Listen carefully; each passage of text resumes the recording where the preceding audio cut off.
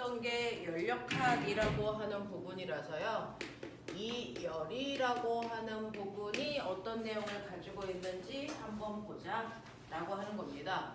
자, 저번 시간에 우리는 열이라고 하는 거의 원래 이름은 사실은 열에너지를 줄여서 열이라고 우리가 평상시에 부르는 거고, 이거를 중학교 때는 열량이라고 하는 단어로 설명을 했다. 다 같은 말이다. 이 열이라고 하는 건 뜨거운 고온의 물체에서요, 저온의 물체 쪽으로 누가 시키지 않아도 스스로 이동한 에너지를 우리는 열량 또는 열에너지 이렇게 얘기해요. 뜨거운 물체에서 차가운 물체 쪽으로 스스로 이동하고 있는 에너지를 우리가 열량 또는 열에너지라고 하고요.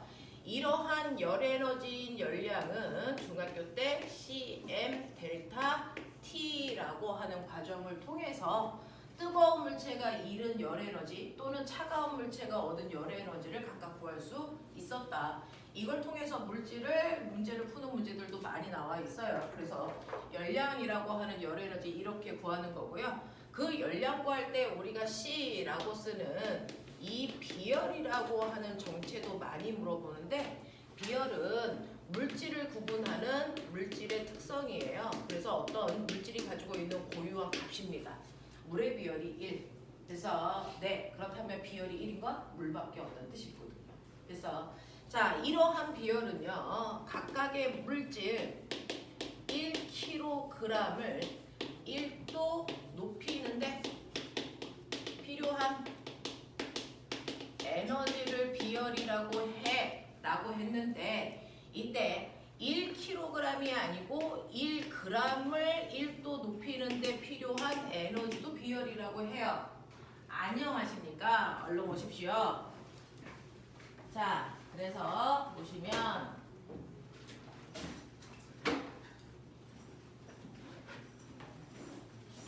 이때 비열은요, 여러분들이 비열의 단위가 뭐야? 그러면 C는요 M 델타 T 분의 Q기 때문에 비열의 단위는 여러분들이 보시는 것처럼 킬로칼로리 퍼 킬로그램 도시로 해도 되고요. 만약에 1g을 1도 높이는데 필요한 열에너지로 봤다면 칼로리 퍼 그램 도시로 표현하기만 하면 돼. 되겠어? 그래서 비열은 어떤 물질 1kg 또는 1g을 1도 높이는데 필요한 에너지고요. 이때 단위는 여러분들이 킬로그램으로 계산했으면 킬로칼로리로, 그램으로 계산했으면 칼로리로 표현하기만 하면 된다 라고 하는 거 기억해 두시면 되고요. 자, 그런가 하면 여러분들 여기에서 비열이라는 것도 있지만 CM이라고 하는 연료량도 있다. 그 물질이 열을 얼마나 많이 가지고 있어 라고 하는 것을 표현하는 연료량은요, 여러분들이 알고 있는 것처럼 비열에다가 질량을 곱한 값이고요. 이건 물질의 특성이 되지 않습니다. 같은 물질이어도 질량에 따라 연료량이 달라지니까.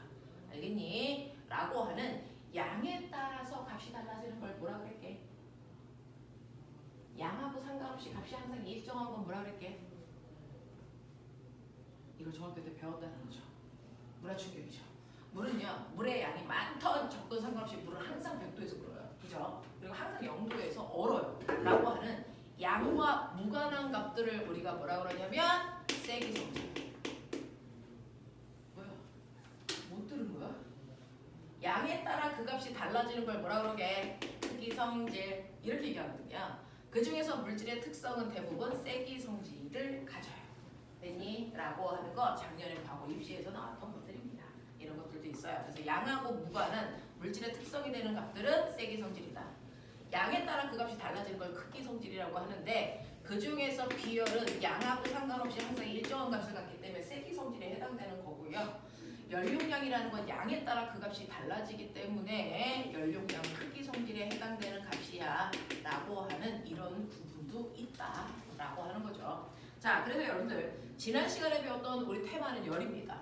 자, 그 열이라고 하는 거에서 사실은 그 열이라고 하는, 우리가 쉽게 얘기하는 그 단어는 사실은 열에너지와 열량을 줄임말이고, 이러한 열이라고 하는 건 뜨거운 물질에서 차가운 물질 쪽으로 스스로 이동한 에너지 값을 열이라고 하더라.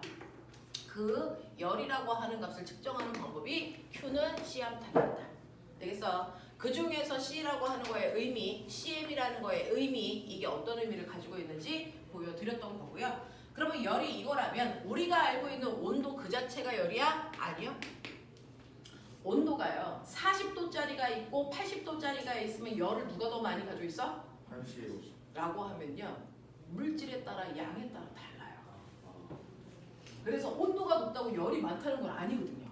됐죠? 그래서 온도와 열을 좀 구분하셔야 되는데 열이라고 하는 거 뜨거운 물질에서 차가운 물질 쪽으로 스스로 이동한 양, 에너지 이거고요. 온도는요. 어떤 물질의 차고 뜨거운 정도를 숫자로 표현한 값을 온도라고 한다. 이렇게 표현했고요. 이러한 온도를 표현할 때요. 전 지구적으로 사용하는 온도 체계에는 몇 가지가 있다? 세 가지가 있어요. 우리가 온도를 표현할 때 사용하는 전 지구적으로 사용하는 온도 체계는 세 가지가 있는데 그 중에서 우리나라 사람들이 사용하는 섭씨 온도라는 체계가 있고 그 다음에 미국 놈들이 쓰는 화씨 온도라는 체계가 있고 과학에서 쓰는 절대 온도라는 체계도 있었다라고 합니다. 그 중에서 이 둘은 물의 상태 변화를 기준으로 만든 온도 체계이고요. 얘는 안에 있는 기체 입자의 운동 에너지를 기준으로 만든 온도 체계이기 때문에 절대 온도가 10켈빈 A인보다 20켈빈인 I가 운동 에너지를 2배 더 많이 가지고 있다라는 표현을 할 수 있지만 섭씨 온도에서 10도인 I보다 20도인 물체 속에 들어가 있는 I의 운동 에너지가 2배 더 많다라는 표현은 할 수 없다. 만든 체계 자체가 달라서. 그래서 이런 표현을 썼습니다. 기억해 두시고 그랬을 때 앞으로는 모든 물리적 현상들을 절대 온도로 계산할 거니까 섭씨 온도를 절대 온도로 바꿀 수 있는 방법은 머릿속에 넣어야 됩니다. 됐죠? 절대 온도를 라티튜드로 표현한대요. 절대 온도는 섭씨 온도에다가 얼마? 273을 더해야 되더라 라고 하는 것도 기억해 두시면 되고요.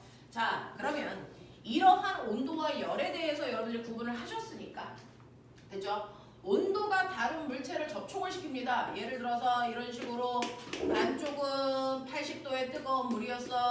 반쪽은 20도의 차가운 물이었어. 접촉이 일어나는 그 순간부터 뭐가 일어난다? 열의 이동이 일어난다. 맞죠? 열은 어디에서 어디로 갑니까? 뜨거운 물에서 맞아요. 뜨거운 물질에서 차가운 물질 쪽으로 열이 으악 하고 이동합니다. 됐죠? 이런 식으로요. 온도가 다른 물질.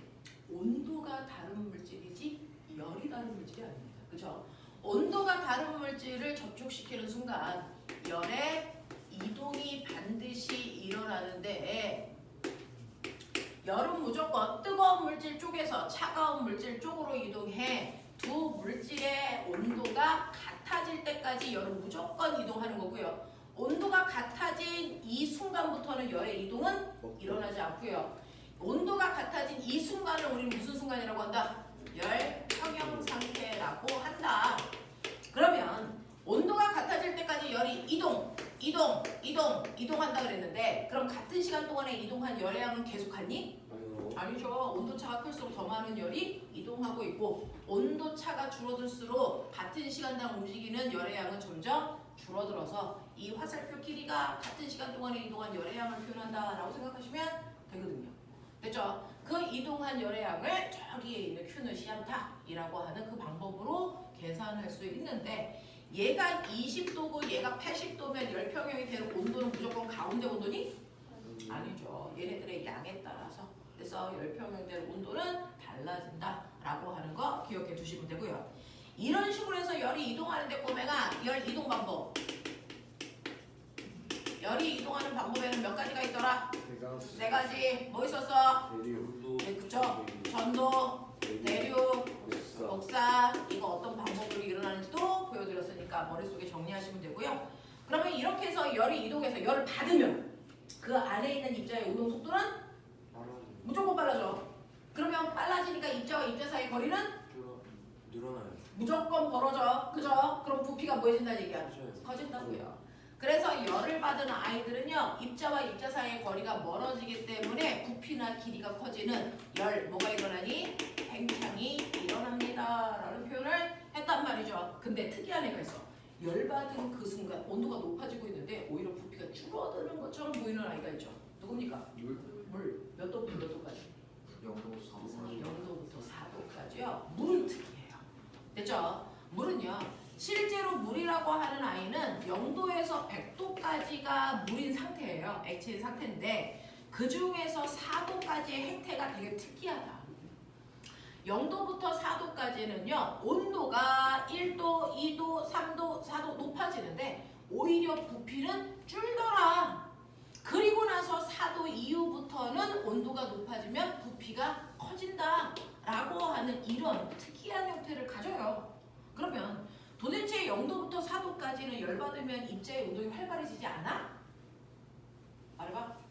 입자의 운동 활발해지지 않아? 항상 예외가 있죠. 아니요. 물리는 예외가 없어요. 열받으면 입자의 운동이 활발해지는 게 맞습니다. 그러면 입자와 입자 사이의 거리가 멀어지는 것도 맞습니다. 근데 왜 부피가 안 늘고 줄까? 이건 열받아서 입자와 입자 사이의 공간이 넓어지는 거 맞는데요. 이때 또 하나의 어떤 현상이 일어나서 오히려 공간이 줄어드는 그 현상도 같이 일어나. 그게 뭔지 아세요? 물은요. 나중에 화학 배우시면 물이라는 건 얼음이 될 때요. 특이한 입자 배열을 갖습니다. 어떻게? 육각형의 모양을 이렇게 가져요. 육각형의 이런 모양을 갖습니다. 이런 모양을 갖는 이유를 화학을 배우면 수소결합이야라고 불러드릴 거예요. 자, 수소결합이라는 걸 해서 물방울 입자들이 고체일 때 이렇게 육각형 구조를 가지고 있단 말이죠. 그랬다가 얘가 열을 받으면 고체가 액체로 되고 그러면서 수소결합이 깨지면서요. 여기 있는 이 고리가 깨져. 그럼 이 새끼 여기 깨니? 얘 어디로 갑니까? 이렇게 들어가거든요. 얘가 연결고리가 깨지면서 얘 여기 깨냐? 아니죠. 얘가 이렇게 들어가요. 그러면 고체일 때보다 부피가 뭐 해졌냐? 작아졌죠. 그래서 물을 얼면서 부피가 커지는 거야. 육각형의 모양을 만들려고. 그랬다가 물이 되면 부피가 줄어드는 거야. 그래서 근데 이게 완벽하게 얼음이 물이 될 때 수소결합이 다 깨지는 게 아니고요. 0도에서 4도씨까지 수소결합이 끊기지 못한 나머지 아이들도 깨집니다. 그래서 얘가 안으로 이렇게 들어옵니다. 그래서 이렇게 안으로 들어올 때 이 입자와 입자 사이의 거리는 조금 멀어지는데 이때 수소결합이 깨져서 부피가 감소하는 게 대단히 커. 그러니까 결과적으로 내 눈에 보면 전체적으로 부피가 뭐 하는 것처럼 보여? 감소하는 것처럼. 되겠습니까? 이런 특이한 행태가 요 온도에서 일어난다 라고 하는 거야. 그러면 꼬맹아, 우리가 알고 있는 것처럼 밀도는 뭐냐? 부피분의 뭔데? 질량인데 내가 물어볼게. 물의 밀도 얼마? 1. 그거 거짓말인 거 알죠? 네. 왜냐면 물의 밀도가 1이어야 되는데 사실은 물은 온도에 따라 부피가 매 순간 뭐해지니? 달라지고 있잖아요. 열팽창을 하니까. 그래서 근데 그 중에서 특이하게 0도부터 4도까지는 부피가 뭐 한다고요? 줄어들어요. 질량은 그대로 일정한데. 그러면 밀도값이 뭐해질까요? 밀도값이 뭐해질까요? 커져요. 부피가 작아지니까. 그래서 밀도는 커져야 됩니다. 그러니까 0도부터 4도까지는요. 밀도가 거꾸로 커지다가 얘는 부피가 커지니까 거꾸로 밀도가 뭐해집니까? 작아지는 이런 형태를 띈다고요. 그중 그렇다면 물의 밀도는요. 온도에 따라 다 달라요. 그 중에서 여러분들이 외운 1이라고 하는 그 밀도의 의미는 뭘까요? 0도 중이요. 아니요. 가장 물의 밀도가 큰 4도일 때 물의 밀도를 얘기합니다. 그래서 4도일 때 물의 밀도가 1이야 라고 얘기하는 거예요. 그러면 여러분들 집에 있는 물의 온도가 4도입니까? 아니죠. 그러니까 여러분들 집에 있는 물의 밀도는 1이 아닙니다. 그래서 3가구 아이들이 이제부터 막 자소서를 마무리하고 있는 중인데요. 실험을 할 때 우리가 이상한 습관을 가지고 있죠. 물의 밀도는 항상 1일 것 같은 느낌을 가지고 있기 때문에 실험을 해서 어떤 값을 계산을 합니다. 계산을 하는데 물의 밀도를 1이라고 넣는 아이들이 대단히 많습니다. 그러니까 실험의 오차가 엄청 큽니다. 도대체 왜 이런 일이 발생하냐 라고 했더니 물의 밀도를 1로 놓은 거예요. 근데 여러분들이 실험할 때 그 물의 온도 각각이 다 다르거든요. 그리고 여러분들 집에 있는 물은 순수한 물이 아니고 뭡니까? 수돗물이에요. 또 정수기 물이란 말이죠. 그렇다면 걔네들이 순수한 물이 아니니까 또 그 값이 1일 수가 없어요. 그래서 물의 밀도, 우리 집에서 내가 실험할 때 쓴 물의 밀도가 얼마인지 여기서부터 다시 측정해서 실험값을 넣으셔야 됩니다. 그래서 집에 있는 물의 밀도가 얼마인지를 측정할 수 있는 방법은 뭘까? 오차 없이 측정할 수 있는 다양한 방법들을 아이들이 생각합니다. 그래서 자기 집에 있는 물의 밀도를 보정해서 넣거든요.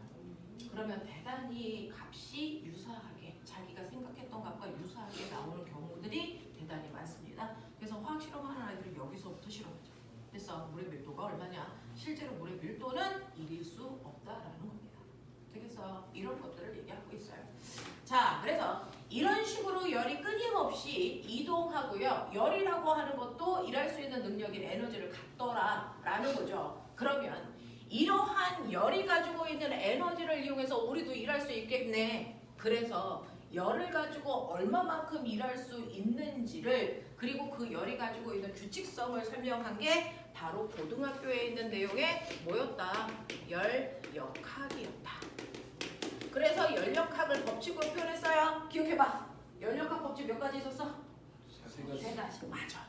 열역학 법칙 세 가지가 있었는데요. 그 중에서 내용이 너무 허접해서 열역학 제0법칙이라고 하는 열 평형을 나타내는 A와 B의 온도가 같고 B와 C의 온도가 같기 때문에 반드시 A와 C의 온도는 같아야 돼 라고 하는 내용도 있었고요. 네. 자, 그런가 하면 열역학 제1법칙이라고 하는 가장 중요한 법칙도 있고요. 요거 가지고 문제 몇몇 개 풀어 오셨는데 실제로 열도 에너지이기 때문에 에너지는 무조건 뭐 돼야 되니? 보존되거든요. 그래서 열 에너지도 뭐 된다? 보존된다는 걸 설명하는 게 열역학 제1법칙입니다. 그래서 어떤 특정한 공간 속에 들어있는 기체한테 그 기체가 10개 있다고 쳐, 20개 있다고 쳐, 그것처럼 기체가 N몰개 있다고 쳐 이렇게 표현하는 거예요. 이 안에 기체가 N몰개 들어있고요. 내가 여기다가 열을 미친 듯이 막 알코올 램프를 이용해서 가열을 하면 당연히 뜨거운 알코올 램프에서 차가운 기체 쪽으로 열이 이동한다. 이동한 열의 양을 뭐라 그랬어?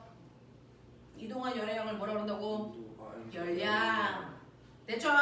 그래서 어떤 기체한테 Q만큼의 열량을 가하고 있어. 그 값이 100이라고 상상해봐. 그러면 100이라는 열을 주면 이 100이라는 열을 받은 이 공간에서 그 100이라는 열을 뭐 할 때 쓸까? 당연히 열을 받은 기체의 운동 에너지를 증가시키는 데 쓸 거야 라고 하는데 기체의 운동 에너지는 우리가 내부 에너지라는 이름으로 다르게 불러. 됐어? 그래서 내부 에너지를 변화시키는데 60만큼 썼다고 쳐.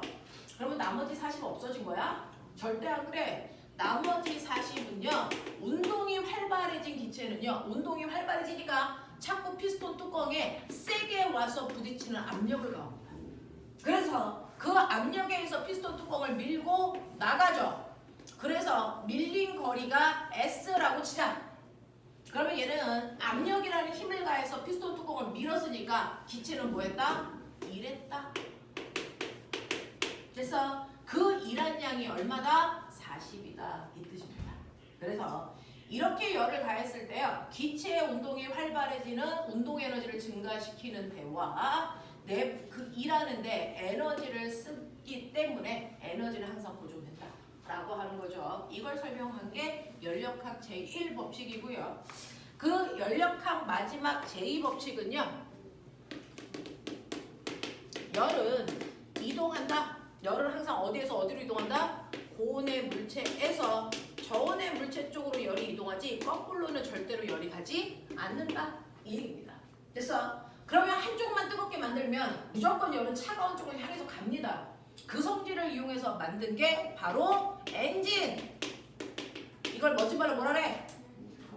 열기관 이라고 해.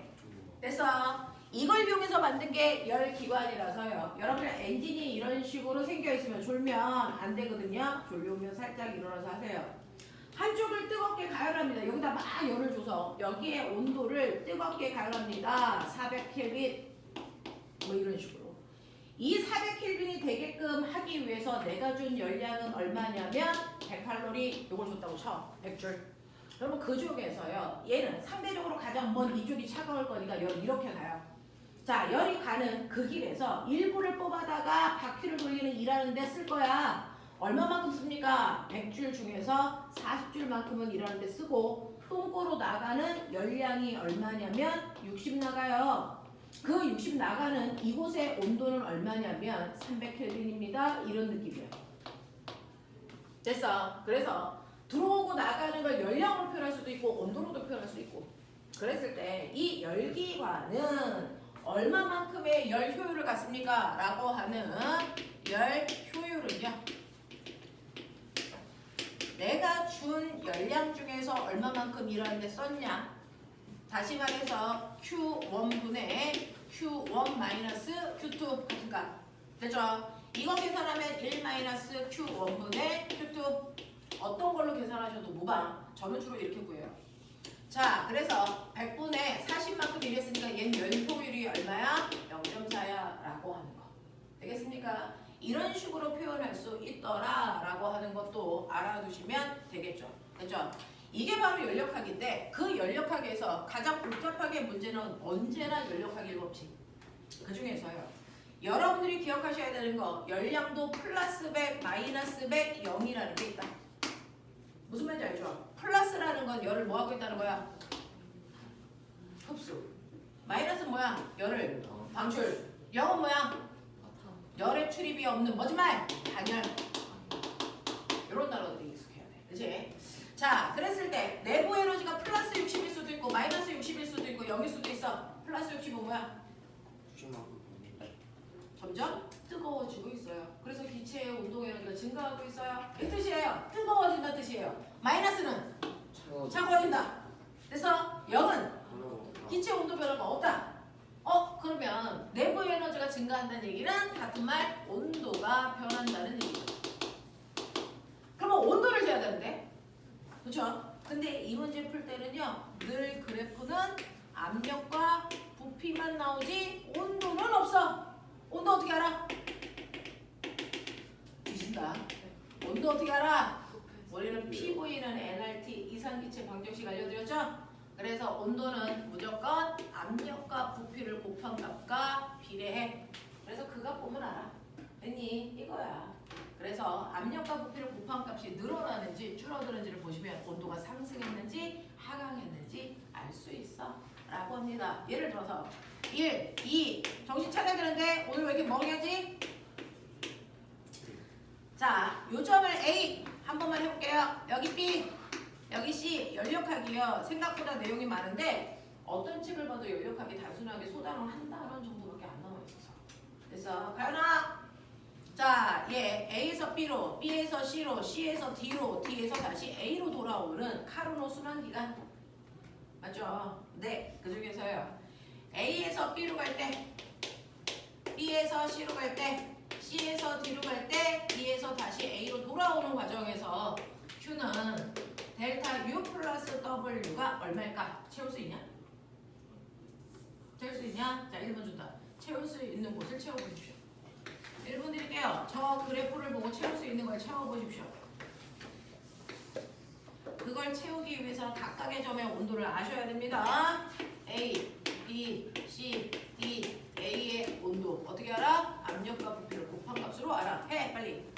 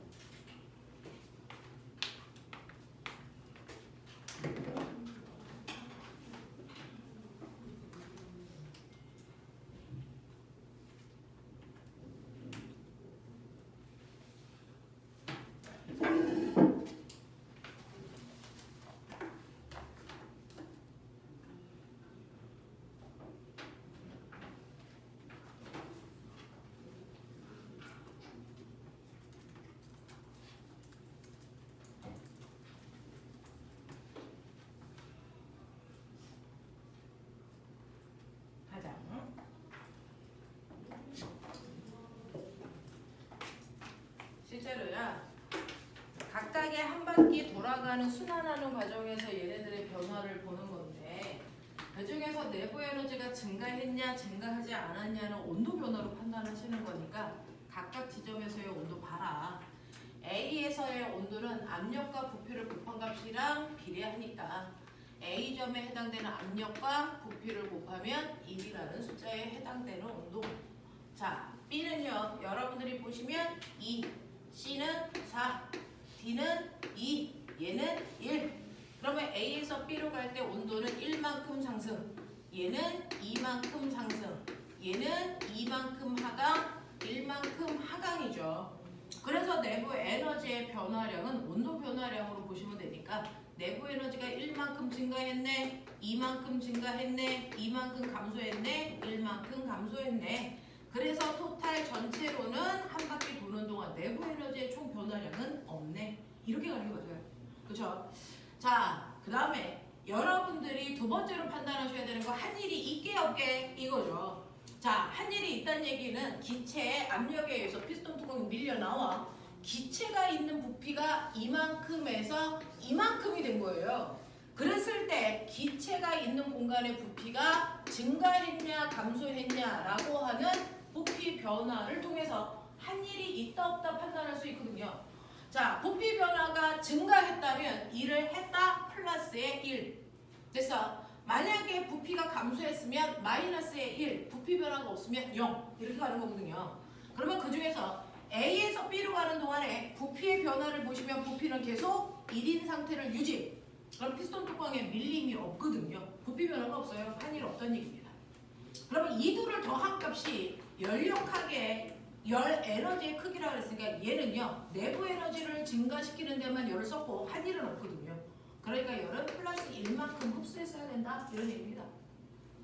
자, 그 다음에 B에서 C로 가는 동안은요. 부피가 1이었다가 2로 증가했어요. 그럼 2를 했다는 얘기입니다. 얼마만큼? 이 그래프 밑에 있는 면적이 바로 한 일의 양이다. 지난 시간에 증명해 드렸거든요. 자, 그래서 1 곱하기 2라서 얘가 한 일은 플러스 2예요. 그러면 이 둘을 더한 만큼이 출입한 열이니까 아 4만큼 열을 흡수했구나 이런 뜻 됐죠? 그 다음에 C에서 D로 가는 동안에도요 부피가 2였다가 2로 가기 때문에 실제 부피 변화가 없네. 한 일 없어 이런 뜻이야. 그러면 얘는요 이 둘을 합한 만큼이 출입한 열이니까 와 이 새끼는 열이 이만큼 나갔네 이 뜻입니다. 그죠?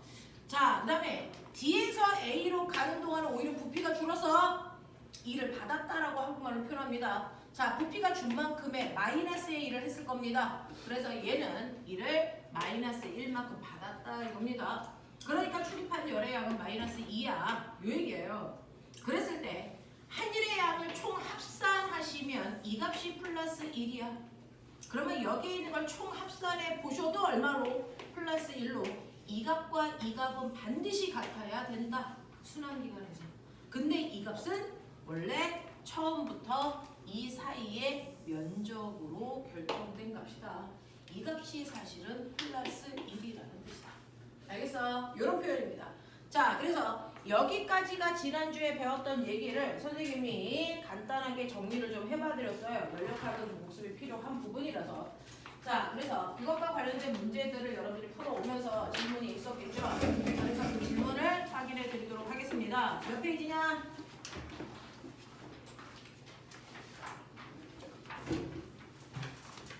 어떻게 수업을 계속 하는데 책의 양이 줄지를 않아.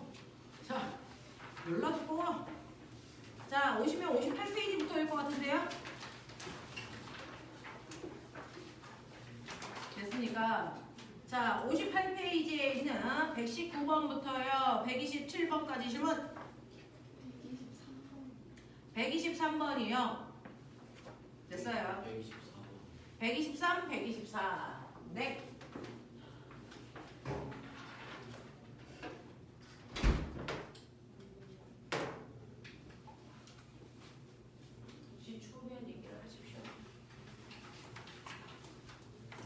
자, 123번 보시면 사우나 안의 기온은요 100도 정도인데 그 안에 있는 사람은 화상을 입지 않는다. 이유는 뭡니까? 사우나가 가지고 있는 뭐가? 열의 총량. 그걸 뭐라 써요? 연용량. 이게 대단히 뭐하니까? 작으니까. 되겠습니까? 네, 그래서 사우나의 온도는 100도인데 여기에 들어가면 화상은 안 입어. 신기해. 화상을 입지 않아. 근데 오히려 온탕의 온도는 40도인데 여기에 들어가면 화상을 입을 수 있어. 이런 얘기거든요. 그러니까 실제로 온도가 높다고 해서 그 아이가 열을 많이 가지고 있는 거 아니라는 거죠. 되겠냐? 그 아이가 가지고 있는 총 열의 양을 우리가 뭐라 그러니? 연용량. 그 연용량은 오히려 얘가 더 커요. 그래서 한꺼번에 얘가 열을 나한테 더 많이 줄 수 있어서 얘는 화상을 입힐 수 있다라는 얘기입니다. 됐죠? 자, 그래서 그 이유는요. 사우나가 가지고 있는 연용량이 작기 때문이다 라고 하는 몇 번으로 가시면 되겠습니까? 4번으로 가시면 되고요. 124번 보시면 그림과 같은 장치로 금속을 끓는 물 속에 넣었는데 아까 가연이가 와가지고 질문해서 선생님은 이 문제를 먼저 풀어봤어요. 자, 거기에는요. 여러분들이 읽어줘야 되는 게 있는데 일단은 뜨거운 물 속에 금속을 3, 4분 정도 집어넣었다라는 얘기입니다. 자, 끓는 물 속에 금속을 3, 4분 정도 집어넣는데 첫 번째 밑줄 끓는 물. 끓는 물은 무조건 몇 도다? 100도다. 됐어? 그러니까 100도의 물에 금속을 넣는데 얼마 동안? 3, 4분 또는 오랜 동안 이렇게 표현할 건데요. 자, 3, 4분 동안 넣었다는 표현을 왜 쓸까요? 금속과 물의 열평형이 됐다라는 겁니다. 그러면 물의 온도가 100도니까 금속도 몇 도 됐다는 얘기입니까? 100도 됐다는 얘기입니다. 그래서 금속을 100도로 만들었다 이 얘기를 이렇게 장황하게 말하고 있는 중입니다. 직접 얘기하면 누구나 알아들으니까. 자, 그리고 나서 옆에 있는 차가운 물이 들어있는 통 속에 넣을 거야 이 얘기예요. 됐죠? 그 차가운 물은 몇 도고요? 찬물 몇 도입니까? 20도. 몇 g입니까? 몇 g? 빨리 찾아. 아니거든. 찬물 100g이에요? 200g이거든요. 네, 200g에 20도의 찬물이 들어있는 곳에 넣을 거야. 우리 금속은 100도인데 금속은 몇 g이야? 100g이야. 그러면 이 둘의 열평형이 일어나겠죠? 몇 도? 30도. 그래서 얘네들은요. 둘을 집어넣었을 때 30도에서 열평형이 일어났네 이 얘기예요. 그러면 여러분들이 알고 있는 것처럼 뜨거운 물체는 온도가 낮아지고 찬 물체는 온도가 높아져 둘이 열평형이 됐을 때 열평형 된 온도 30도, 얘는 20도, 얘는 100도. 알겠습니까? 이때 이동한 열의 양. 그래서 그게 같다라고 놓고 여러분들이 원하는 것들을 해결하시면 되는데 금속의 비열 구하래요. 그러면 고온의 물체가 잃은 열량이 저온의 물체가 얻은 열량이랑 같아. 근데 그 열량 구하는 식이 금속의 C, M, 델타, T야. 그 중에서 금속의 비열 구해줘 이 뜻이야. 알겠어? 그럼 금속의 비열은 모르니까 C 곱하기 금속의 질량은 100g 곱하기 온도 변화 얼마? 70. 됐어? 저온의 물체가 잃은 열량은요. 됐어? 저온의 물체가 잃은 어떻게 얻은 열량? 네, 저온의 물체가 얻은 열량은요. 물의 비열에다가 물의 질량에다가 물의 온도 변화예요. 물의 비열은 1이고요. 물의 질량은 200g이고요. 물의 온도 변화는 10. 되겠냐? 빨리 때려 넣어. 얼마 넣어? 얼마 넣어? 7분의 1. 맞습니까? 7분의 2? 맞아요? 자, 그래서 금속의 비열은 7분의 2입니다. 이렇게 가시면 되겠죠? 자, 이렇게 계산하시는데 소수점 둘째 자리까지는 혼자서 이제 구하시면 되겠죠? 전잘 못해요. 자, 넘어가죠. 128부터 136까지 질문. 128. 128. 이게 왜 다 위어더블 질문이냐? 자, 신기하다. 보자. 영도시 일기압에서 부피가 2리터인 이거 가연이 왜 질문 안 했냐? 남들은 다 질문 안 해. 128번? 아까 왜 안 했어요? 맞았어? 영도시 일기압에서 부피가 2리터인 이상 기체가 있다. 이 기체의 온도가 200도로 상승하고 기압이 2기압으로 증가한다면 부피는 약 몇 리터가 되겠습니까? 라고 하는 거죠.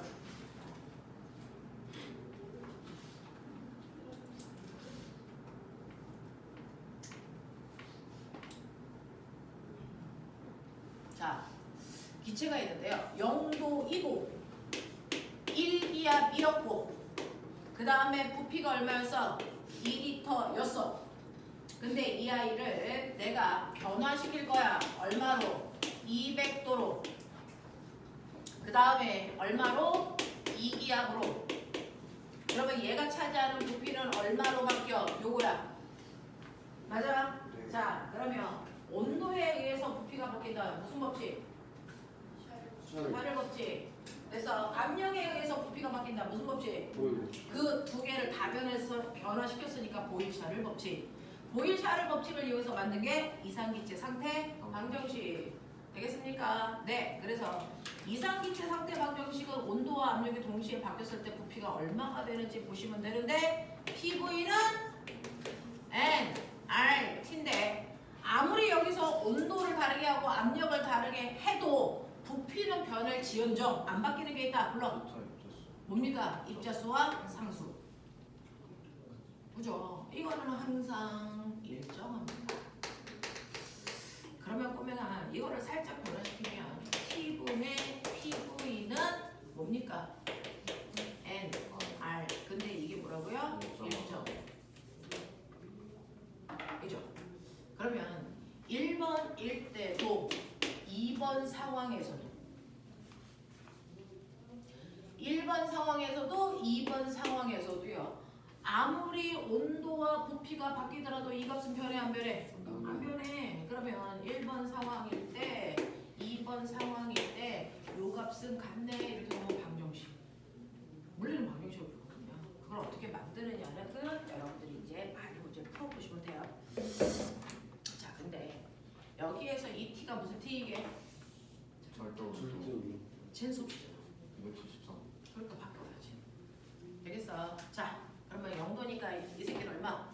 273분의 되겠습니까? 예, 몇 개야? 1개야. 부피 얼마? 2. 사실은 원래 이것도 다 바꿔야 되는데 그냥 양쪽에서 단위를 지워버릴 거라서. 그래서 자, 얘요. 얼마?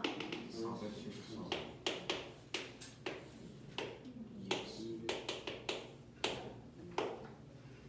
해봐.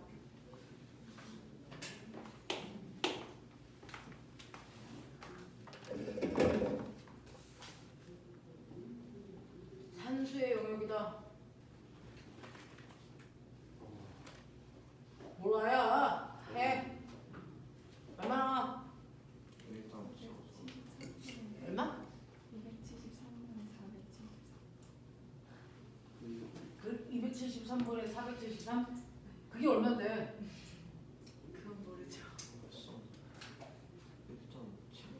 1점 1.7. 그래서 부피는요 약 1.7m 정도 나오는데요. 그래서 이 정도 나오는지 확인하시면 되겠죠. 숫자가 너무 무리하네요. 이 정도 나온다. 그래서 여기도 약으로 쓰라고 써 있네요. 부피는 약 몇 리터니 이렇게 되어 있네요. 네, 그런 계산. 자, 그 다음에 넘어갈게요. 62, 63 질문. 137. 137 또 141. 140, 145. 뭐라는 거야, 이 새끼들이! 140번, 145번이요. 141번. 137이었어 아까? 137? 맞아? 네. 그 다음 140. 140? 141. 140이야 141이야 둘 다. 141 또 140, 어? 145. 145 그럼 또 뭐라고? 여기 있어? 끝 오케이 꼬맹이가 끝이라고 했어 하면 뒤져놓네 자 보자 보시면요 여러분들 가지고 있는 137, 140, 141, 145가 뭔지 볼게요. 자, 137은요. 여러분들 카르노 순환기가 나온 거네요. 그래서 이렇게 보시면 여러분들이 보시는 것처럼요. 이런 느낌인가 봐요.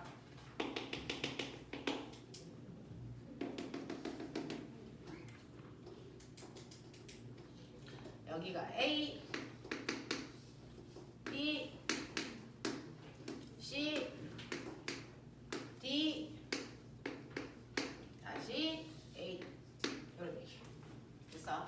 자, 이런 식으로 한 바퀴 도는 동안 이 안에서 여러분들이 보시면요. 밑줄 쳐 두 번째 줄에 내부 에너지의 변화로 옳게 된 걸 찾아보세요 라고 하는 내부 에너지.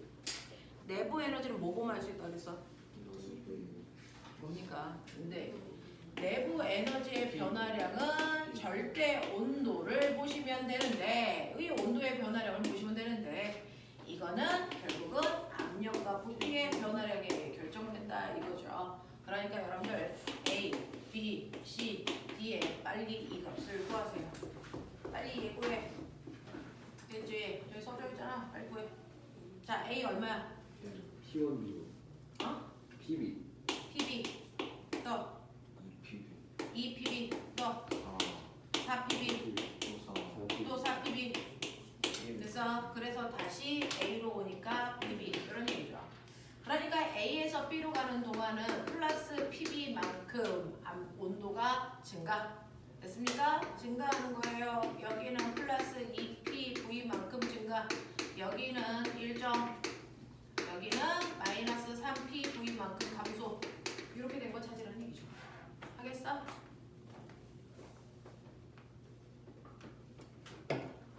응. 됐어? 이거 따줘. 손톱이 막 부러지려고. 이 손톱 못 부러지는데. 아, 네. 자.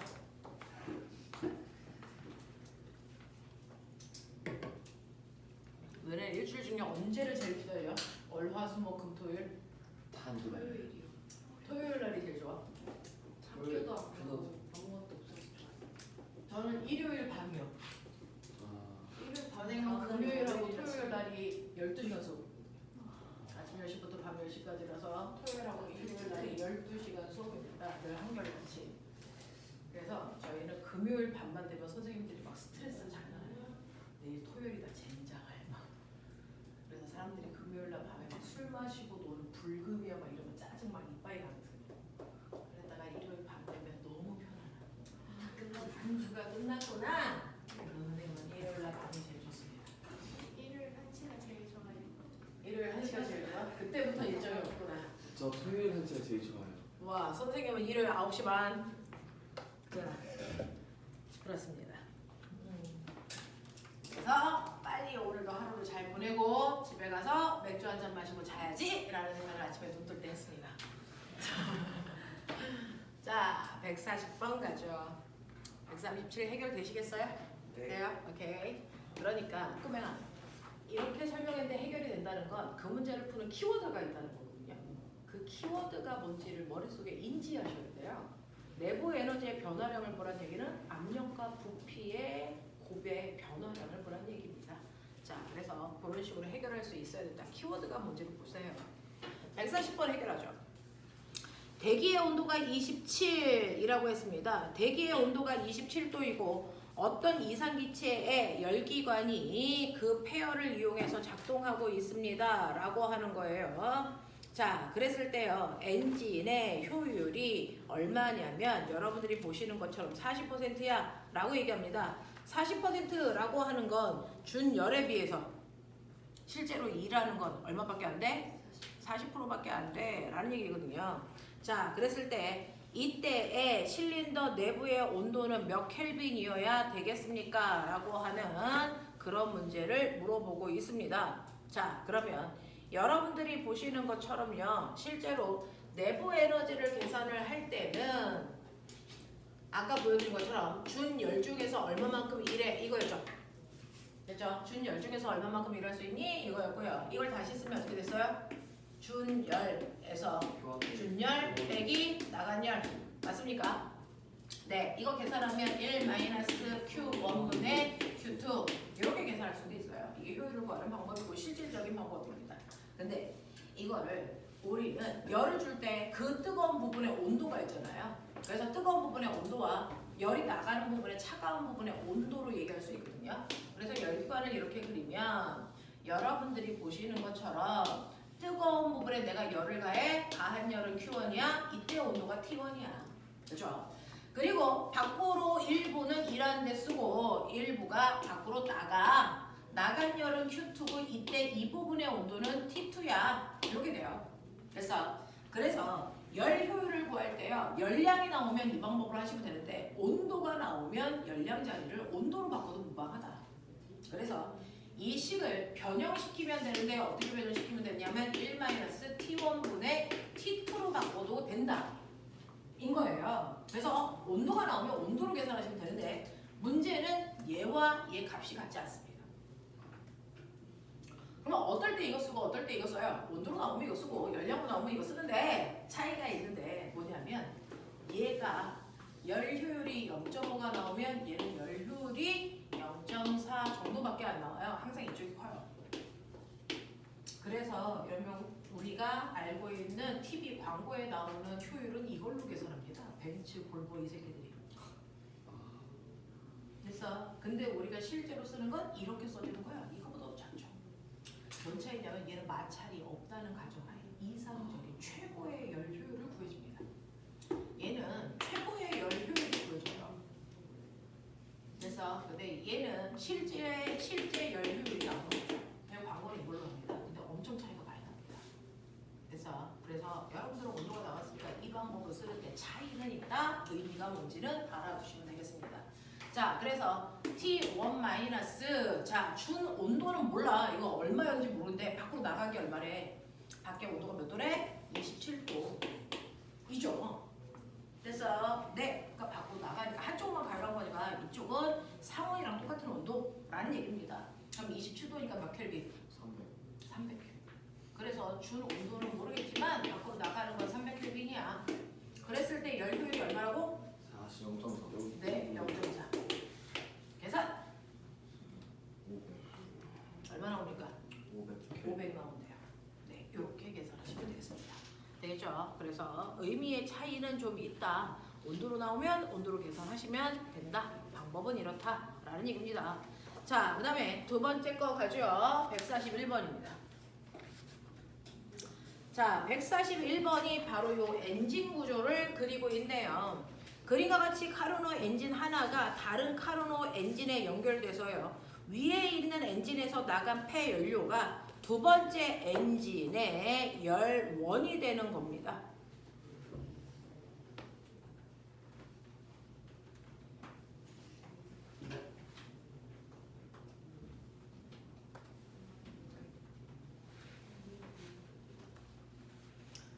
자, 그래서 보시면요. 여러분들이 보시는 열이 지금 들어가는 쪽이 아래쪽에서 들어가는 거 알죠? 맞아요? T1에서 들어가서 1부 1W1만큼 하고 그리고 그 두 번째 엔진에 들어가서 나가는 온도가 T2 이렇게 되어 있어요. 자, 이때 카르노 엔진 하나가 다른 카르노 엔진 하나를 구동시키는 역할을 할 때 전체 엔진의 효율이 몇 %인지를 구해보세요 라고 합니다. 그러면 이게요. 요게 몇 개가 연결되어 있던 의미가 없어요. 그래서 이게 몇 개가 연결되어 있던 의미가 없어요. 사실은 여기에서 들어간 열량과 여기로 나가는 열량의 차이만큼의 효율이에요. 그거죠. 이게 몇 개가 있던 무슨 의미가 있습니까? 결국은 내가 100을 줬는데 첫 번째에서는 40만큼 일하고 두 번째에서는 20만큼 일해서 결국은 일하는데 60 쓰고 나가는 건 40이야. 이런 얘기죠 아닙니까? 그러면 얘는 열 효율이 100분의 얼마입니까? 60. 그래도 열 효율이 0.6이야. 이렇게 가는 거야. 알겠어? 네, 이런 식으로 계산하시면 되는 건데 여기에서는 들어갈 때 여러분들 열량이 Q1, 나가는 열량이 얼마? Q3 이거거든요. 그래서 한 일은 W1 더하기 W2 이렇게 됐네요. 그러니까 얘는요. Q1분의 W1 더하기 W2가 열효율이야. 맞죠? 결국 그거거든요. 됐죠? 이걸 다시 쓰면 Q1분의 뭡니까? Q1 마이너스 Q3 이거예요. 그죠? 그러니까 1 마이너스 Q1분의 Q3야 이렇게 표현하시면 돼요. 그죠? 열량으로 표현하면 이렇습니다. 온도로 표현하면 거기에 T1 뭐라고 나와 있죠? 이걸로 표현하면 되고요. 차이점은 최고냐 아니면 실용적인 부분이냐 라고 하는 걸로 표현할 수 있어요. 그래서 우리는 저 정도로만 정리하시면 될 것 같습니다. 자, 그 다음에 145번 가죠. 145번 보시면 50도의 물이 9kg에 마이너스 10도에 얼음 1kg을 넣어 녹이면 자 별표. 자 이건 올림 문제입니다.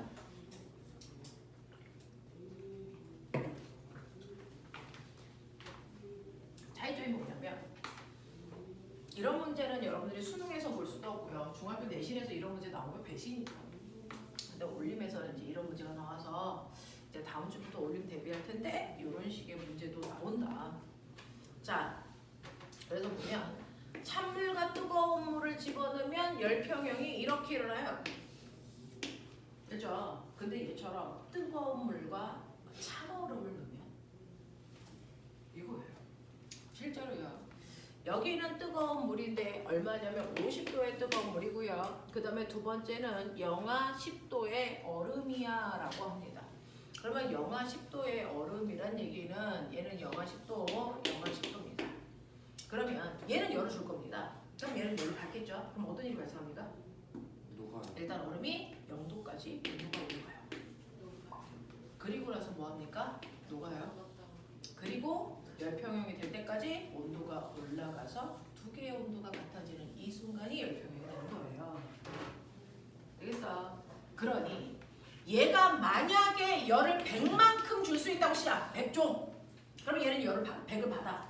근데 그 100의 열 중에 첫 번째는 얼음의 온도를 높이는데 열을 써요. 20.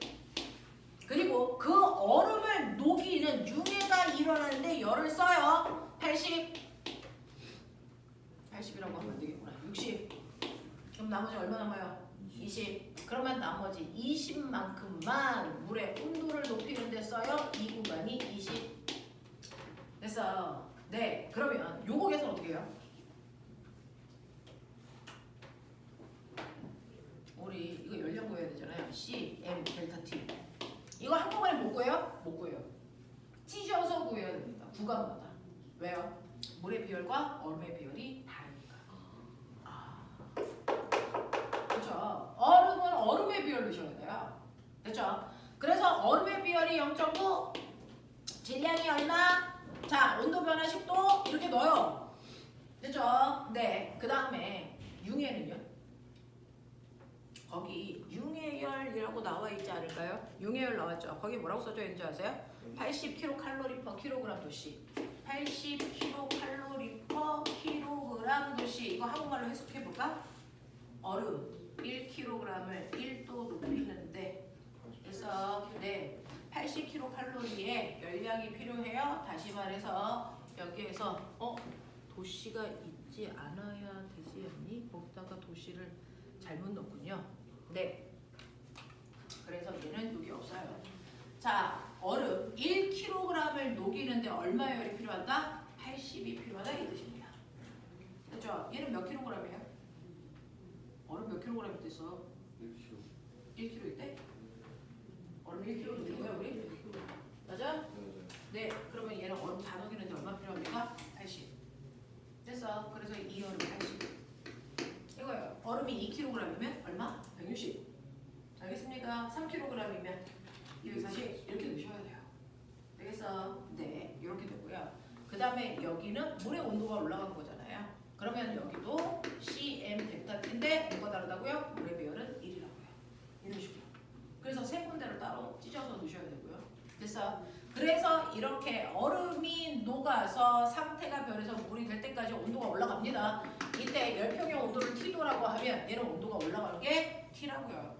0도에서 T도까지. 됐어? 자, 이게 바로 얼음이 얻은 열. 그러면 물은 잃은 열이 뭡니까? 물의 잃은 열이 C, M. 얘 물은 몇 g이야? 물 9kcal 9. 그래서 9kg 곱하기 온도 변화 얼마입니까? 50 마이너스 T. 이렇게 가야 돼요. 이게 같아요. 됐어. 이런 식으로 놓고 문제를 풀어야 되기 때문에 얘는 한 번에 풀리지 않는 거구나. 얼음의 비율이 달라서 이 부분 따로 구하고 융해열 따로 구하고 그 다음에 물일 때 온도가 올라가는 거 따로 구해서 요거 세 등분의 값이 얘가 잃은 열량과 같다라고 방정식 나야 되겠구나. 이런 얘기거든요. 자, 그러면 이제 세세하게 넣어보도록 하죠. 45분에 자 얼음의 비열 얼마로 나왔어요? 0.5로 나왔네요. 그러면 얼음의 비열은 0.5, 얼음의 질량 1, 얼음의 온도 변화 얼마? 10 이거예요. 그 다음에 다 녹을 때 필요한 융해열이 80, 그리고 물의 비열은 1, 그리고 됐어. 질량 1, 온도 변화는 T. 되겠냐? 하겠어. 여기까지 해드렸어요. 그리고 얘 이거 되겠지. 근데 이거는 전제 조건이 있어요. 얼음이 다 녹아서 물이 돼서 올라간다. 됐어? 근데 혹시 이렇게 될 수는 없어? 얘가 주는 열로 이걸 다 녹일 수 없을 수도 있잖아. 얘가 100을 주는데 사실은 여기가 20인데 이거 다 놓으려면 100이 필요하다고 쳐봐. 그럼 얘가 준 열은 100이니까 여기서 20 썼어. 80밖에 못 쓰니까 얼음이 중간에 녹다가 뭐해? 멈춰. 이럴 수도 있어. 얼음의 일부만 녹을 수도 있습니다. 그래서 올림에서 나온 거 이겁니다. 열평이 반드시 여기서 되지 않아요. 여기서 될 수도 있고요. 사실은 여기서도 열평이 될 수 있어요. 어디에서 열평이 되는지를 보셔야 됩니다. 자, 그래서 여러분들이 보시면 요거 얼마입니까? 5. 맞아? 이거 얼마입니까? 80. 되죠? 그러면 85 T는 요거 계산하시면 이제 해. 얼마? 59, 45 빼기 2T. 그러면 10T는 얼마? 360. 360. 그럼 T는 얼마? 360. 36. 얘는 다행이고요. 다 녹고라서 물이 돼서 열평이 되는 온도가 36도예요. 라고 나오는 거지만 사실은 항상 여기서 열평이 되지 않고 중간에서 멈출 수도 있다. 그런 생각도 해보자. 365요. 365. 365, 36.5, 납득? 이런 거. 36.5가 있어? 숫자가 그냥 더럽네요. 네, 그랬습니다. 계산이 어떻게 이렇게 빠르죠? 자, 넘어갑니다. 그 다음 마지막 페이지인가 봐요. 화이팅! 자, 46번부터요. 52번까지 질문. 149. 49, 50. 지랄. 49, 50. 해보자. 앞에 100자 띄고 가죠. 귀찮다. 자, 49번 보면 바닷물이 증발해서 구름이 되고 비가 되어 내릴 때까지 에너지의 순환이 일어납니다. 자, 그 중에서 태양 에너지를 바닷물이 뭐하니? 흡수. 그러면 이제 수증기가 생겨서 됐어. 태양 에너지 때문에 수증기의 열 에너지가 뭐 할까요? 증가. 아닌데? 구름이 생겨야 되는데. 자, 얘는 여기서부터 잘랐네. 자, 봐. 바닷물. 자, 여기 해가 떠 있어요. 일단은요. 그래서 태양이 없으면 구름 자체가 안 생겨요. 구름이 생기는 건 물의 순환이고요. 물을 순환시키는 원동력은 태양 에너지입니다.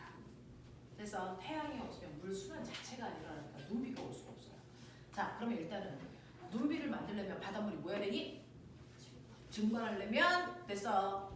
물이 수증기 돼야죠. 그러려면 열을 뭐 해야 되니? 흡수해야 되겠죠. 무슨 흡수? 태양 에너지 흡수. 여기서 태양 에너지를 흡수해서 물이 수증기로 증발. 그러면 수증기로만 바뀌면 구름 생길까? 아니죠. 얘 밀어서 저기 하늘 위로 올려야 되죠. 그래서 얘를 밀고 올라가는 뭐가 일어나야 되니? 공기 상승.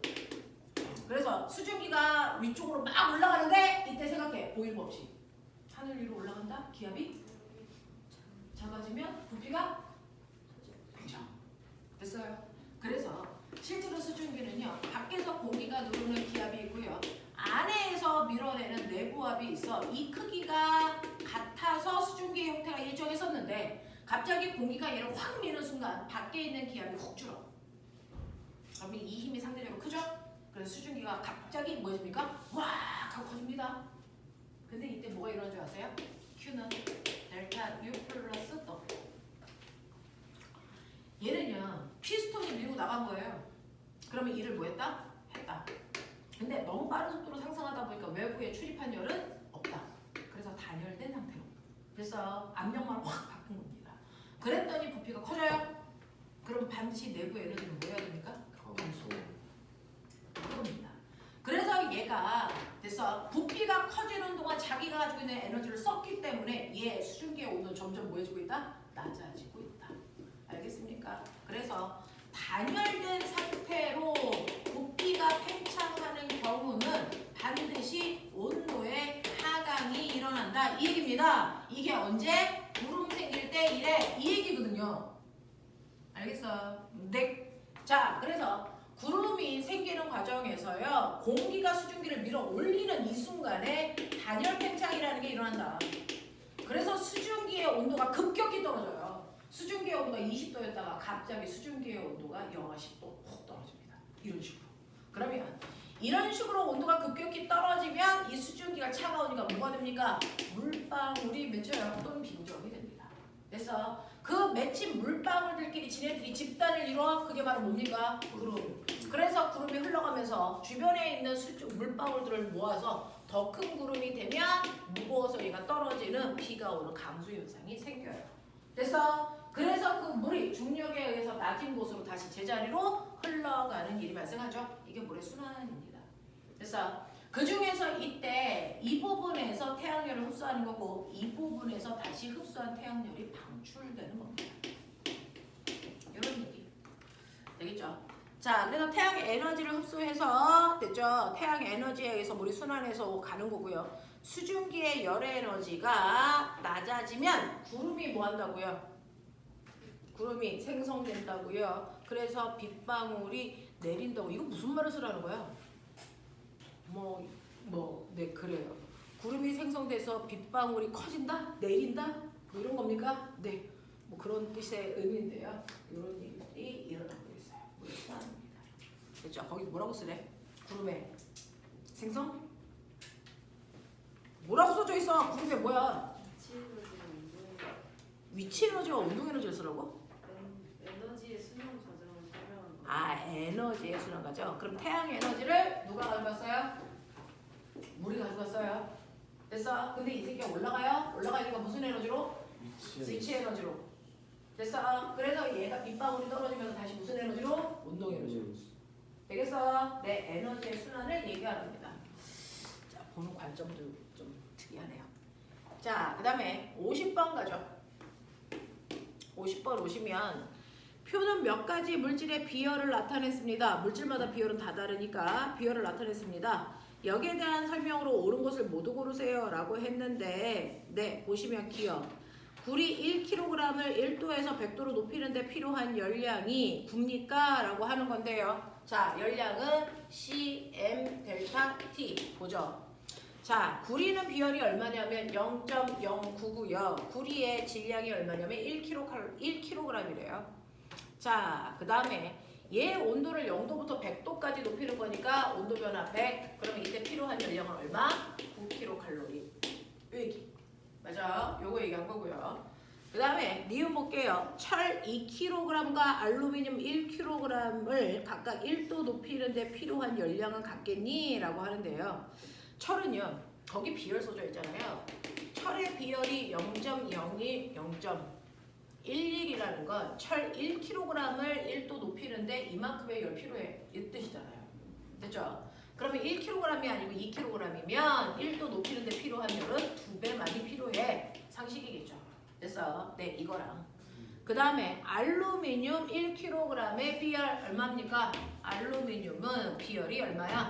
0.2죠. 같네. 이런 얘기예요. 되겠죠?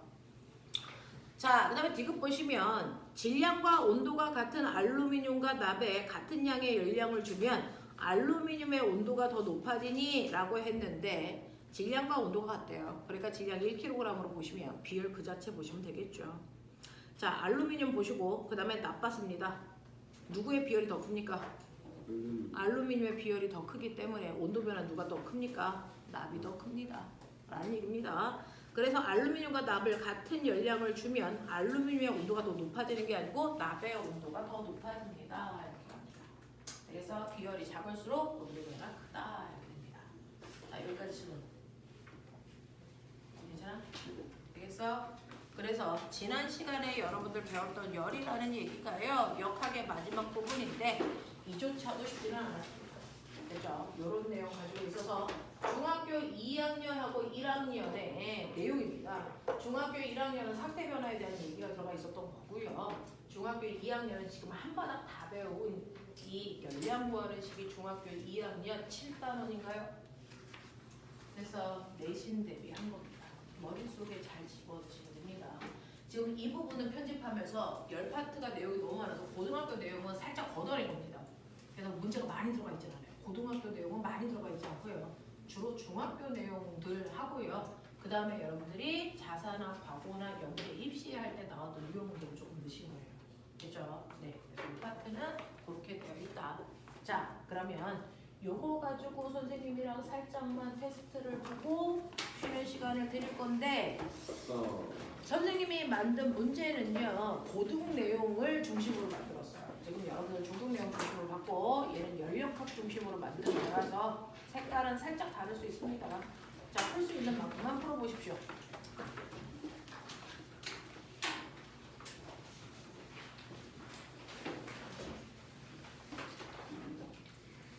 가요. 정신 안 차려 잡게.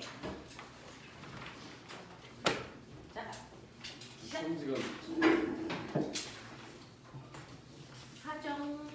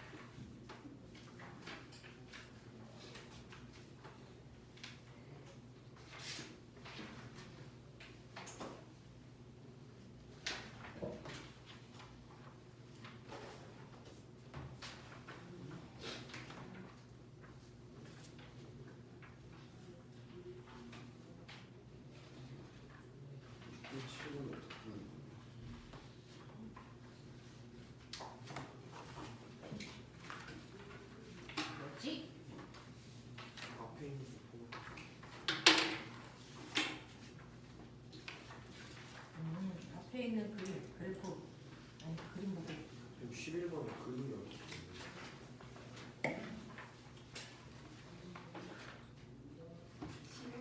11번 그림이 없어서 못 풀어요. 응? 저는 정답 추천해주시면 안 돼요. 다 맞은 걸. 다 맞는 빨리 풀어. 거.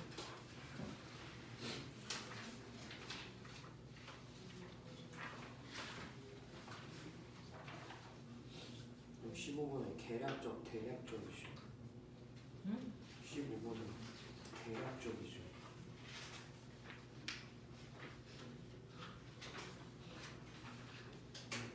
계약적이고. 왜? 이거 주법이 이거 아니야? 네. 이거 아니야? 주법이? 맞아요, 맞아요. 맞아? 맞아요? 모르겠어요. 맞겠지. 맞을걸? 자꾸 나한테 한글 물어보고 뒤진다. 인터넷에서 찾아볼게.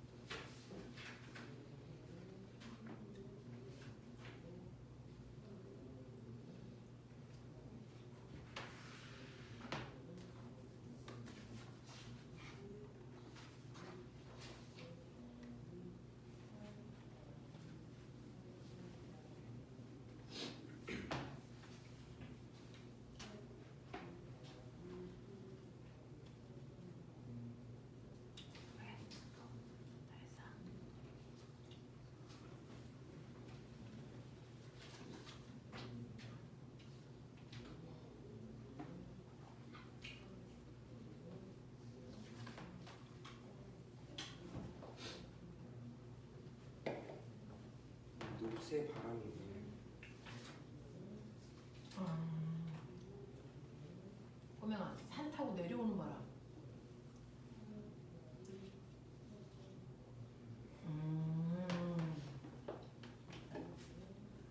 롭새 바람을 모르는구나. 이게 산이 있으면 저 그림 봐요. 이렇게 산을 타고 올라갈 때 구름 생기는 것 같아. 중학교 3학년 내신에 있었는데 산을 타고 올라가면 구름 생기죠. 왜? 단열 팽창이 일어나니까. 맞습니까? 근데 산을 타고 내려오면 어떤 구름도 없어지죠. 왜? 단열 압축이 일어나니까. 그래서 이때 바람이 높세요.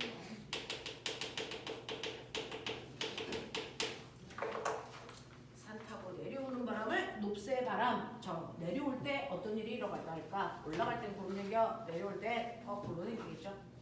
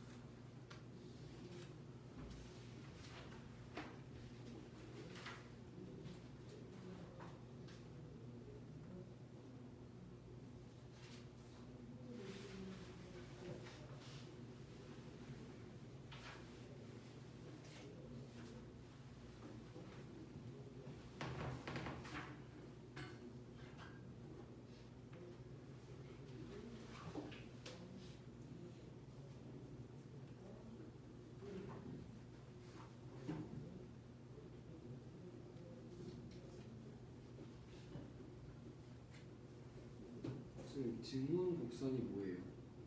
온도가 일정한 곡선, 등원 곡선, 압력이 일정하면 등압 곡선.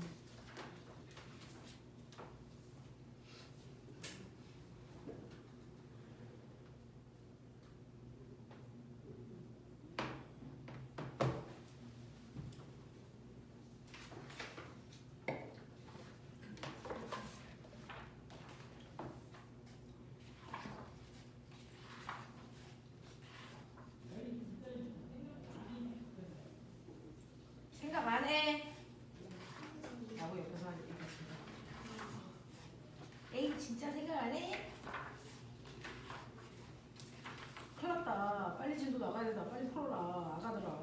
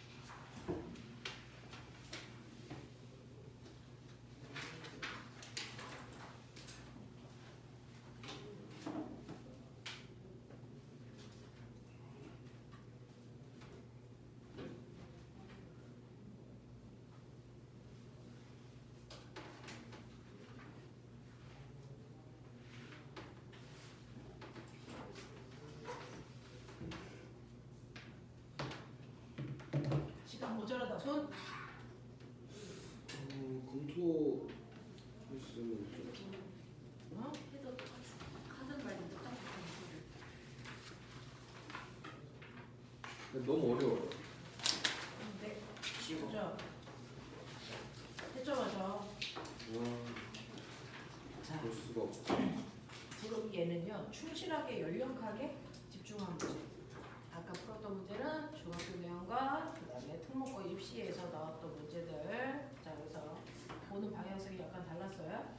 첫 번째 보시면요, 1번은요, 한일의 양은 뭘로 보면 되니? 부피 변화량이죠. 그래서 압력과 부피 변화량. 그래서 네, 한일은 압력 곱하기 부피 변화량. 이거 맞나요? 그럼? 네, 압력 곱하기 부피 변화량.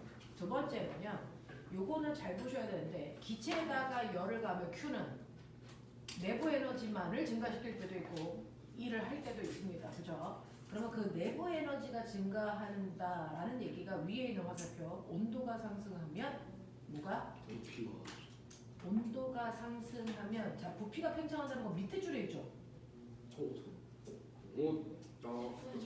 음악 열을 가했을 때 온도가 상승하면 뭡니까? 내부 에너지가 증가한다. 또는 운동 에너지가 증가한다. 또는 뭐 이런 얘기고요. 그 다음에 밑에는요. 자 열을 가했더니 부피가 팽창한다는 얘기는 W에 대한 얘기고요. 그렇죠? 자 부피가 팽창하면 외부에 일을 한다. 라는 표현. 0.5점 주시면 안 돼요. 네, 하나만 맞으면 그렇게 가시면 되고요. 세 번째, 이상 기체에 5천의 열을 가했더니 기체가 팽창하면서 외부에 2천만큼의 일을 했다.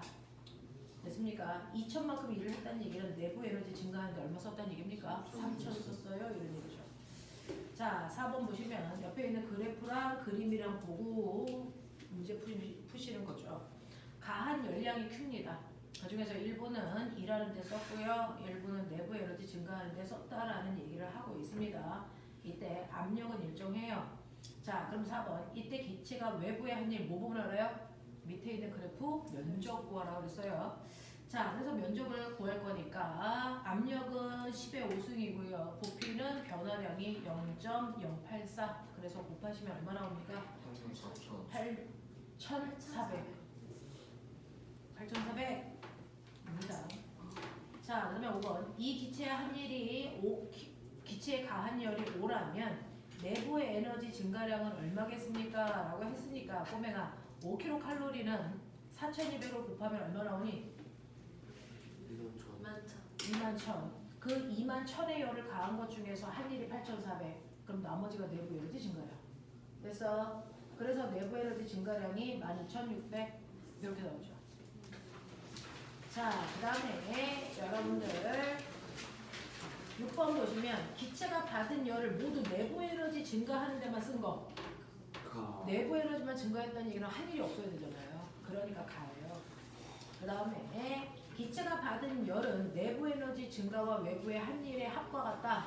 이건 열역학 제일법칙이니까 위배되는 경우가 없습니다. 가나 다 들어갑니다. 남았었는데. 가나 다 들어가요. 그럼 0.5점 되나요? 남았었으면 0.5점. 0.5점 되나요? 존나 말렸지. 0.5점이요? 0.5점 되나요? 네, 그렇게 하세요. 오. 8번 가나에서 같은 열을 가했을 때 물리량 가에서가 나에서보다 큰 건 뭡니까? 라고 했는데 이제 이거 보죠. 이건 이제 선생님이 수능에서 뽑아온 건데 가 같은 경우에는요. 여러분들이 똑같은 열을 가하더라도 Q는 델타 U 플러스 W에서 가는요.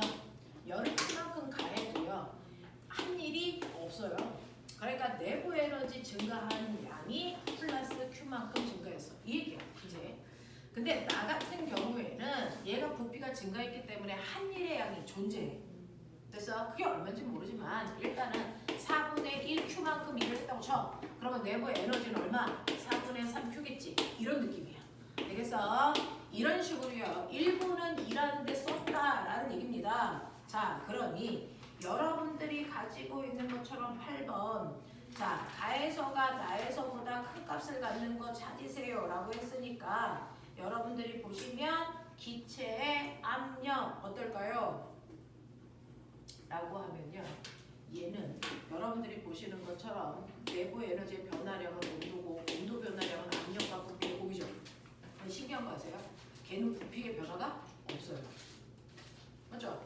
묶어놨잖아요. 부피의 변화가 없잖아요. 이거 못 올라오잖아요. 이렇게 묶어버렸으니까.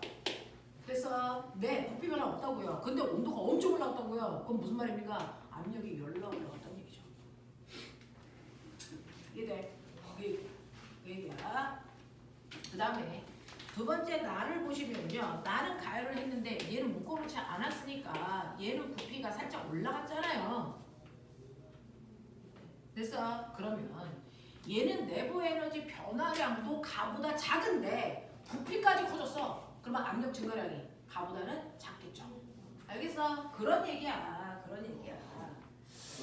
자, 그래서 가에서가 나보다 더 큰 거 당연히 압력이 이쪽에 엄청 큽니다. 얘는 압력이 조금만 늘었어요. 뭐 이런 얘기죠. 자, 온도 당연히 이쪽이 훨씬 더 커요. 내부 에너지 증가량이 훨씬 더 크니까. 알겠습니까? 이런 얘기고 기체의 내부 에너지 당연히 가가 더 커요. 그 다음에 기체가 피스톤의 한 일, 얘는 아예 없어요. 됐죠? 그래서 기억 리액티브만 들어가요. 자, 그 다음에 9번에 3, 10번도 3, 까비. 11번은 못 풀고요. 맞다고 치네요. 자, 이거 네, 뭐 맞다고 치셔도 뭐 네, 되고요. 자, 12번에 가.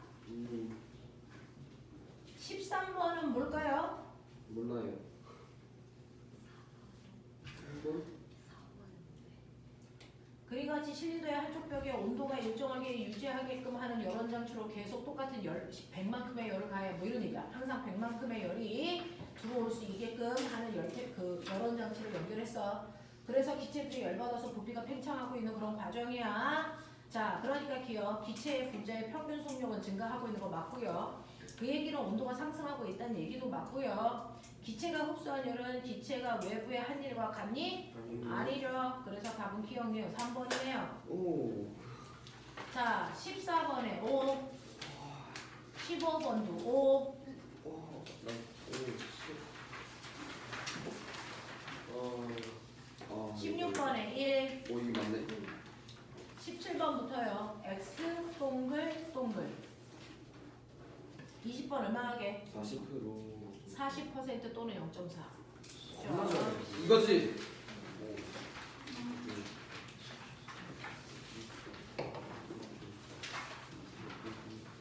오. 우와, 나쁘지 않아. 나쁘지 않아.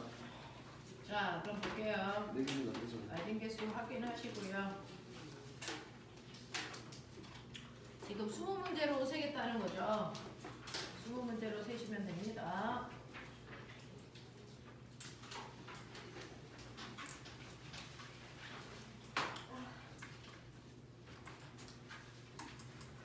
가연이, 주민이, 13.5요.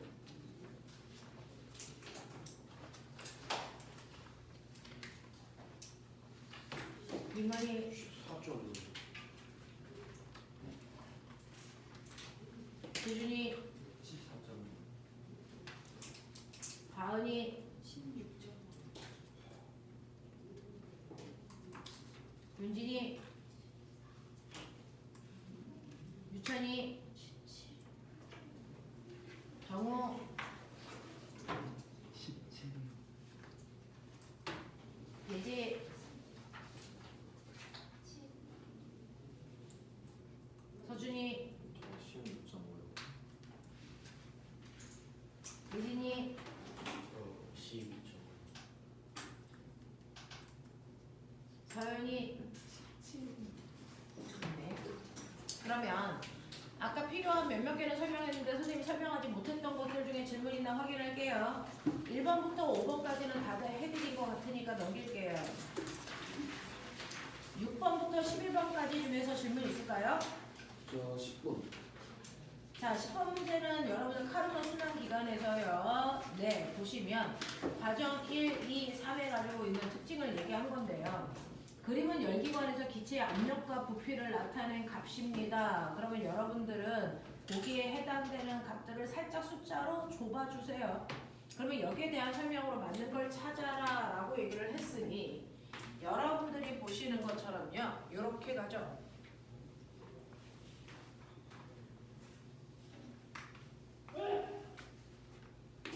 이렇게 되어 있어서요. 여기가 이렇게 되어 있는 압력과 부피가 무슨 관계 있다고? 압력과 부피가 무슨 관계 있다고? 압력과 부피가 무슨 관계 있냐? 반비례. 그러면 압력과 부피가 반비례 관계가 있다는 얘기는 무슨 말이냐면 꼬맹아 여기에 있는 압력값을 4라고 놓으면 여기에 있는 압력값은 2라고 놔볼게. 이런 느낌이야. 자, 그랬을 때 여기에 부피를 1이라고 놓으면 여기에 부피를 2라고 놔볼게. 그럼 꼬맹아 요거 압력과 부피를 곱한 값이 얼마냐? 4. 여기 압력과 부피를 곱한 값은 얼마냐? 4죠. 압력과 부피를 곱한 값이 뭐랑 같다고요? 온도. 그러니까 정확하게 압력과 부피가 반비례하려면 온도는 뭐 해야 된다? 일정해야 된다. 그래서 이 곡선이 바로 온도가 일정한 무슨 곡선입니까? 등온 곡선입니다. 그래서 등온인 구간이야. 얘도 여전히 등온인 곳이야. 이렇게 되어 있는 거죠. 그래서 그런 느낌입니다. 압력과 부피가 정확하게 반비례한다는 얘기는 그 곡선은 온도가 일정한 구간이라는 뜻입니다. 자, 그래서 여러분들이 이런 식으로 해서 점들을 좀 잡아서 뭐 이렇게 되어 있나요? 이렇게 되어 있나요? 이렇게 되어 있는 거죠. 그래서 여기를 2로 잡았고 여기를 누가 더 위야? 거기는 2여야 되고요. 여기는요 2, 1. 그럼 요즘은 얼마나 잡아야 되니? 2니까 얘도 2여야 되네. 그럼 두 개가 같아야 되네. 여기 이렇게 됐죠. 2. 떨어지죠. 이렇게 가죠. 자, 이런 느낌으로 보시면 될 것 같습니다. 자, 그래서 1번과 3번은 등온 과정이야 라고 얘기를 했으니 자, 과정 1에서 외부에 한 일이 있습니까? 라고 하는데 과정 1, 여기죠, 여기. 외부에 일을 했니? 뭐 보면 알아? 일했는지 안 했는지 뭐 보면 알아? 부피. 그렇죠? 네. 부피가 1이었다가 얼마로? 2로 부피가 증가했죠? 그럼 한 일이 있다. 1이에요. 두 번째는요. 과정 2에서 온도가 하강했니? 라고 했는데 과정 2는요. 자, 요거 곱한 값과 요거 곱한 값이 같아 달라? 다르죠. 온도가 같니? 라고 물어봤잖아요. 얘하고 얘가 온도가 같니? 그럼 온도가 같냐고 물어봤으면 그 점에 해당되는 압력과 부피의 곱을 보시면 되겠죠. 그러면 압력과 부피를 곱한 이 값과 이 값이 같니 다르니? 다르죠. 누가 더 커요? 여기가 위가 더 크고 아래는 작죠. 얘는 곱하면 얼마 나와요? 얘는 2 나오잖아요. 됐어. 네. 그래서 2번 과정에서는 온도가 낮아지고 있어요. 4였다가 2로 온도가 낮아지고 있는 구간 맞습니다. 자, 그 다음에 과정 1과 3에서 기체의 평균 속력이 감소하니? 라고 했는데 1번 온도 변해 안 변해? 안 변해. 3번 온도 변해 안 변해? 안 변해. 온도의 변화가 없어요. 그러면 물체의 평균 속력의 변화가 있을까요? 없을까요? 없겠죠. 라는 얘기입니다. 자, 그 다음에 넘어갈게요. 12부터 15까지.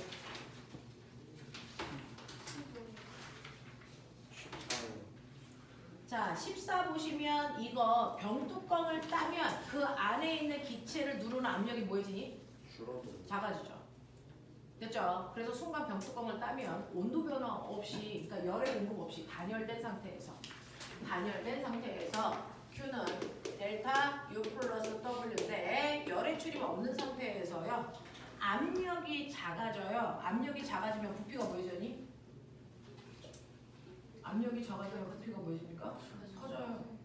압력이 작아지면 부피는 커지죠.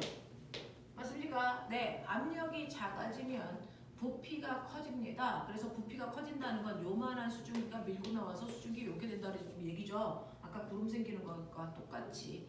그래서 한 일이 있다고요. 10만큼 일을 했다고 쳐요. 근데 열의 출입 없지? 그럼 내부 에너지 뭐 해야 됩니까? 감소. 그래서 온도가 낮아진다고요. 단열 팽창. 그러니까 병뚜껑, 사이다 병뚜껑을 따면 그 안에 있는 이산화탄 수증기의 기포가 커집니다. 커지면서 순간 사이다 병이 차가워지는 느낌이 일어나요. 그래서 이게 구름 생기는 과정과 똑같은 단열 팽창. 알겠습니까? 네, 이런 것들이에요. 그래서 얘는 단열 팽창되는 상태로 열의 출입 없는 단열이라는 공간이거든요. 그래서 단열에 의한 부피 변화를 설명한 거 찾아라. 이런 뉘앙스야. 근데 그 중에서 기억, 압력 밥솥은 압력을 크게 해서 부피를 크게 하는 거니? 아니죠. 끓는 점을 높인 거죠. 그러니까 얘는 단열 팽창하고 무관해. 이런 뜻이야. 알겠어? 압력 밥솥은 압력을 높여서 물의 끓는 점을 높이는 겁니다. 중학교 2학년 때 배우셨을 텐데. 그렇다고요. 자, 니은 태양열에 의해서 지표면이 가열되어 공기가 상승하면 구름이 생긴다. 단열 팽창은 구름 생기는 대표적인 예입니다. 그렇죠?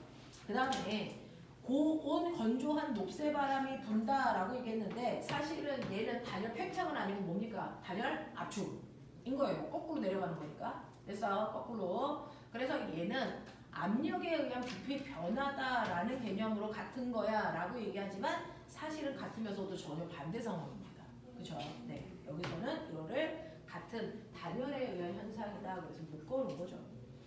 자, 그 다음에 15번 물어보셨는데 자, 탄산음료에서 단열된 상태로 온도가 낮아져야 돼요. 그러니까 열의 출입은 없고요. 부피는 증가해야 되고 온도는 낮아져야 돼요. 그죠? 그럼 어떻게 합니까? 부피는 일단은 커져야 된다. 그리고 온도는 낮아져야 된다. 이렇게 가면 온도 일정이죠. 그렇죠? 그럼 온도가 낮아지려면 어떻게 가야 됩니까? 이렇게 가야죠. 이해돼요? 이런 거예요. 그래서 열의 출입 없이 부피가 커지면서 온도가 낮아지는 구름이 생기는 단열 팽창이라는 과정을 이렇게 그린다라는 의미입니다. 그래서 누구? 3번이랑 5번이랑 다른 게 뭐예요? 네, 그렇습니다. 자, 그 다음에 16번부터 20번까지. 괜찮아? 네. 네, 여기까지 하겠습니다. 10분 더 걸었다가요. 오늘 가열체계, 오늘부터는 정기전화입니다. 와.